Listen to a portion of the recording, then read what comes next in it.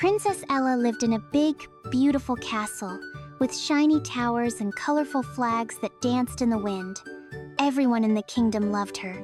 She had a kind smile, bright eyes, and the biggest imagination in the land. Ella didn't care much for jewels or royal dresses. What she loved most were stories. She read stories every morning, every afternoon, and even by lantern light before bed. Her favorite ones were about adventures, magical forests, hidden treasures, and dragons who flew across the stars. "Someday," Ella whispered as she turned the page, "I want to have an adventure too." But adventures never came to the castle. Every day felt the same. The guards marched, the cooks baked pies, and the gardener trimmed the roses. Even the royal cat, Pickle, spent most of her time curled up on the windowsill, purring in her sleep. Ella would sit in her favorite spot by the window and stare at the hills far, far away. "There has to be something exciting out there," she said with a sigh. "Something different." Pickle opened one eye and yawned. One sunny morning, as Ella reached for her storybook, something strange happened. The wind whooshed in through the open window and flipped the pages all by itself. The curtains fluttered like wings, and the air smelled sweet like roasted marshmallows. Ella blinked. "That's odd," she said. The castle garden was usually quiet. Bees buzzed, butterflies danced, and the gardener hummed as he watered the tulips. Birds sang soft songs in the trees, and Pickle the cat rolled lazily in the sunshine. But today, something felt different. Ella had just stepped outside with her book when she heard a rustle. Not a bird flap or a breeze wiggle. This was a big rustle. The kind that made the ground tremble just a little. The kind that made the tulips shake. Thump. Something had landed in the garden. Ella froze. "What was that?" she whispered. The gardener dropped his watering can. Clang! The maids ran inside. Even the guards peeked out from behind flower pots. Pickle darted under the bench with her tail puffed up like a feather duster. Ella tiptoed forward. She peeked around the rose bush, holding her breath. There, right in the middle of the garden, was something huge and green and scaly. It had big wings, shiny claws, and a tail that curled like a question mark. It was a dragon. A real live dragon. Just sitting there. Not roaring, not breathing fire. Just sitting. Ella's eyes went wide. Her heart pitter-pattered in her chest.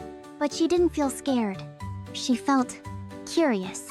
She took one tiny step closer, then another. Then, the dragon turned its head, and Ella saw something she never expected to see. Tears. Big, globby dragon tears, rolling down its cheeks and plopping into the grass like raindrops. "Oh," Ella said softly. "You're crying?" The dragon sniffled. And that's when Ella knew this wasn't the kind of story where the princess runs away. This was the kind where she steps forward. Ella stood very still. The dragon sat in the middle of the garden with its wings tucked close and its tail curled around its feet. It didn't growl. It didn't roar. It didn't even look up. It just sniffled again and wiped its nose with one scaly paw. Ella took a deep breath. Then, with quiet steps, she walked out from behind the rose bush. The grass was warm beneath her shoes, but her heart felt a little wobbly. "Hello," she said gently. The dragon looked up. Its eyes were big and round, like shiny green marbles. "Oh," it gasped. "I didn't mean to scare anyone. I just wanted to sit down for a moment." "You didn't scare me," said Ella kindly. "But why are you crying?" The dragon blinked, surprised. "No one's ever asked me that before." He sniffled again and said, "My name is Ember. I've been flying for a long time. I'm trying to find my home, but every village I visit chases me away. They think I'm scary." "But you're not scary," Ella said, sitting down in the grass beside him. "You're just sad." Ember nodded. "I got turned around in the clouds. Then I flew the wrong way over the river, and now I'm lost. I don't know how to get back to my valley." He looked down at his feet. "I just wanted a place to rest." Ella tilted her head. "I think you need a friend."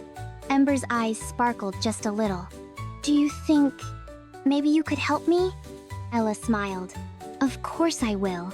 And just like that, a new friendship began right there between the roses and the raspberry bushes, in the middle of a very surprised castle garden. Ember curled his tail around like a seat and gave a little sigh. "It's been days since I saw anyone who didn't run away from me." Ella reached into her pocket and pulled out a small cloth. "Here," she said, offering it to him. "For your tears." Ember blinked. "Thank you," he said, dabbing his nose very, very carefully. Now that Ella was sitting close, she could see that Ember wasn't just big, he was beautiful. His green scales shimmered in the sunlight, like leaves after a rainstorm. His wings were wide and soft-looking, with little silver speckles along the edges. "I've never met a dragon before," she said, "but I've read about them in lots of stories." Ember tilted his head. "Are there dragons in your books?" "Oh yes," said Ella. "Some are fierce, some are funny, and some are very helpful. But none of them ever cried in a garden."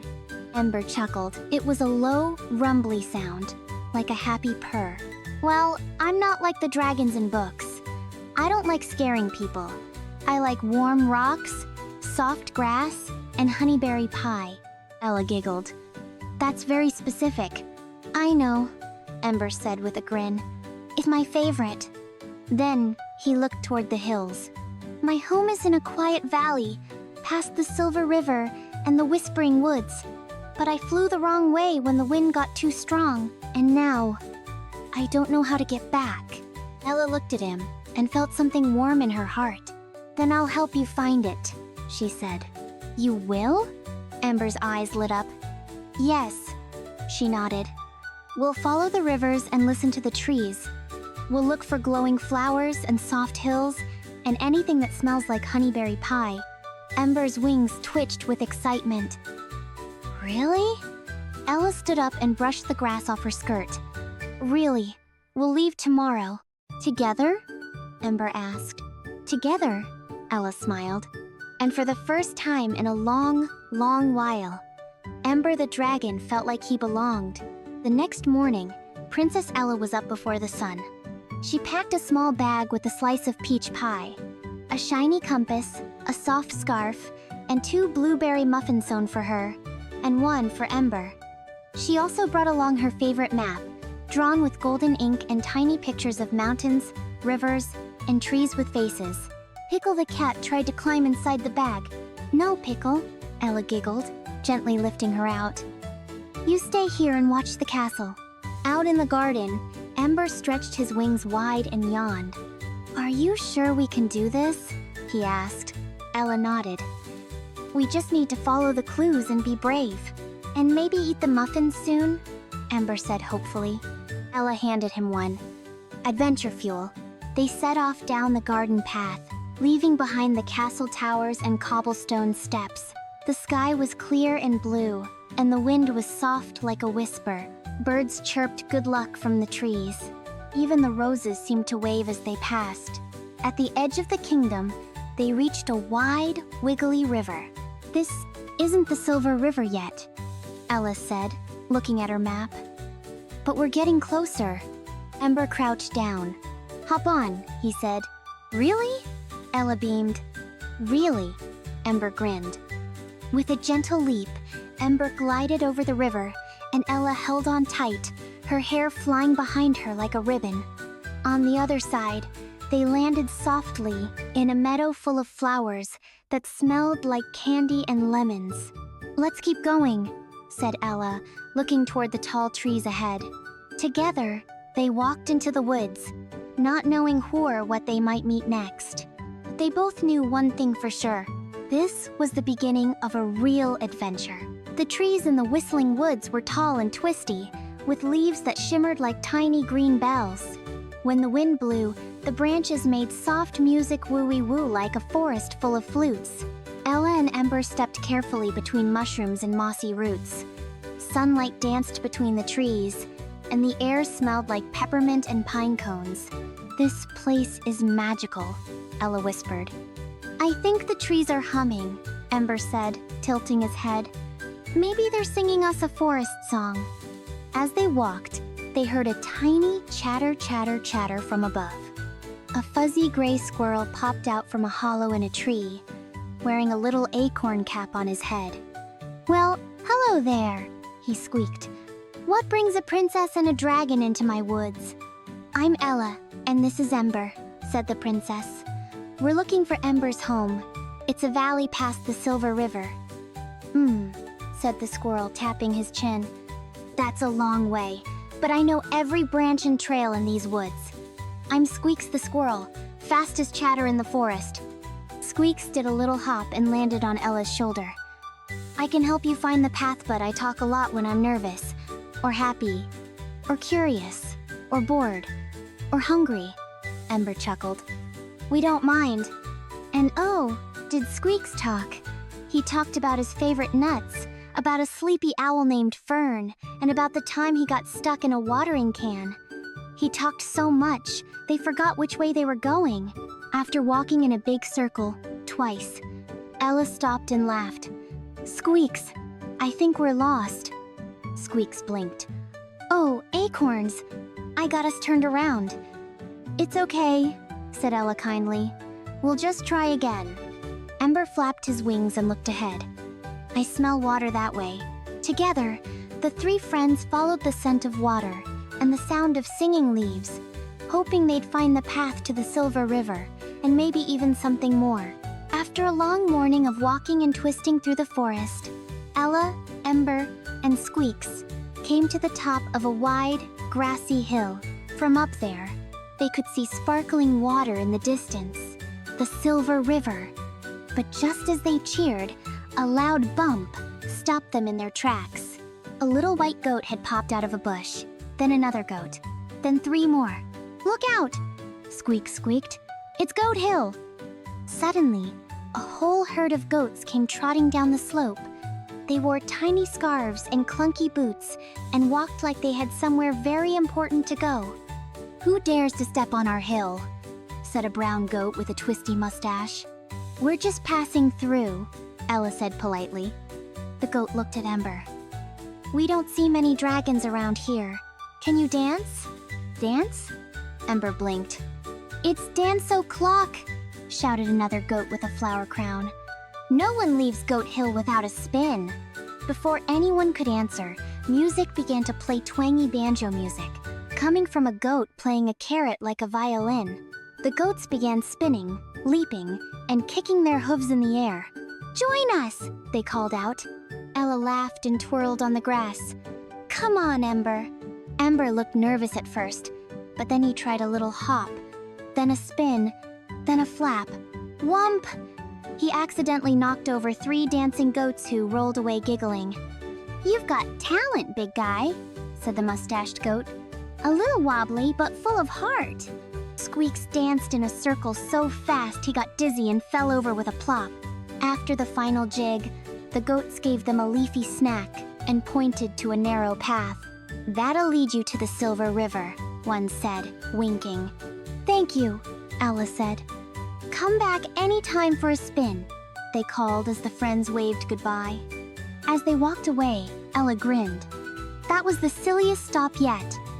Ember smiled too, and I think I like dancing. The path from Goat Hill led Ella, Ember, and Squeaks down into a quiet little village, with flower boxes in every window and cobblestone streets that clicked under their feet. The Silver River sparkled nearby, winding gently like a ribbon through the fields. As soon as they stepped into the village square, everything stopped. A baker froze with flour on her nose. A boy holding a kite dropped it with a thump. A lady with a basket of violets gasped so loudly her flowers flew up like butterflies. "Day! Dragon!" someone cried, and people darted inside their houses. Ember lowered his head sadly. "It's happening again." Ella held his claw. "Don't worry. Let me talk to them." She walked slowly to the baker's shop and knocked gently. The door opened just a crack. "Hi," Ella said kindly. "This is Ember. He's not scary. He's my friend. We're looking for his home." The baker peeked out and saw Ember's eyes shiny and gentle and his tail tucked neatly behind him. I'm not here to hurt anyone, Ember said softly. I just want to go home. The baker blinked. Do you like cookies? Ember's eyes lit up, very much. Moments later, Ember sat with a warm cookie in one claw, while Ella chatted with a girl named Lily who loved birds. Squeaks tried to stack sugar cubes and made everyone giggle when they tumbled down. An old gardener named Mr. Finch came by and said, "If a dragon can help carry flower pots, he can stay in my garden any day." So Ember helped him move big planters filled with purple violets, using just the tip of his tail. He was very careful. By afternoon, the villagers were smiling. Some even waved. "I think they like you now," Ella whispered. "I think they see me now," Ember said with a happy sniff. As the sun began to set, the villagers gave them food for the road. Muffins, nuts, and a soft blanket that smelled like lavender. Ella looked toward the river and saw a trail of glowing stones. "We're close now," she said. Ember nodded. "I can feel it." The glowing stones led Ella, Ember, and Squeaks along the silver river, past waving grass and sleepy willow trees. The air grew softer, and the breeze carried the scent of something sweet berries, flowers, and honey. Ember's nose twitched. "I remember this smell," he said.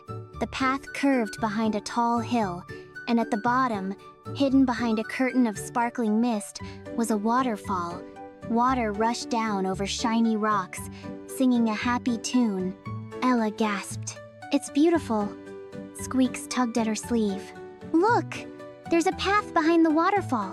They stepped carefully across the stones, the mist tickling their faces. Behind the waterfall, the world opened up into something magical. A wide, quiet valley stretched before them, filled with glowing flowers, warm bubbling springs, and tall trees that swayed like they were waving hello. Dragon-shaped clouds drifted lazily in the sky. Ember's eyes grew big. "This is it. This is my home." He let out a soft, happy roar that echoed gently off the valley walls. Then he twirled in the air and landed in a patch of golden grass. "I used to sleep right there," he said, pointing with his wing. "And those trees, they grew taller since I left?" Ella walked beside him, smiling as she looked around. Everything in the valley shimmered like a dream. "It's more beautiful than I imagined," she whispered. Ember looked at her. "Thank you, Ella. I would never have found it without you." Squeaks wiped a little tear from his furry cheek. "Okay, I did get us lost once, but this place is amazing." They sat together under a glowing tree as the stars peeked out, and the crickets began their nighttime song. Ella looked up at the sky. "This was the adventure I always hoped for. And now," Ember said, curling his tail around her, "you'll always have a home here too." The next morning, the valley was filled with sunshine and birdsong. Ember stretched his wings and smiled. "You know what this place needs?" "What?" asked Ella. "A party." Squeaks did a backflip. "Yes! With nuts and pie and music and dancing goats!" Ella laughed. "Let's invite everyone we met!" So they sent tiny paper birds flying through the sky, each one carrying a message. "Come to the Hidden Valley. There's something wonderful waiting." By afternoon, the valley was full of visitors.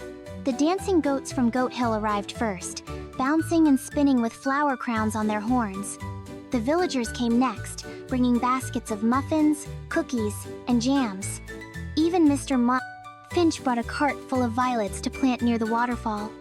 Pickle the cat strolled in proudly, wearing a tiny cape and pretending she'd known about the valley all along. There was music, laughter, and the smell of pie in the air. The trees twinkled with lanterns, and fireflies lit up the grass like stars. Ember gave gentle rides on his back. Ella told stories beside the glowing tree. Squeaks tried to balance a muffin on his head again. But the best part wasn't the snacks, or the dancing, or even the glowing river. It was the way everyone looked at Ember with kindness, with joy, with love. Ella took his claw and smiled. "I think they see the real you now." Ember nodded. "All because of a brave little princess."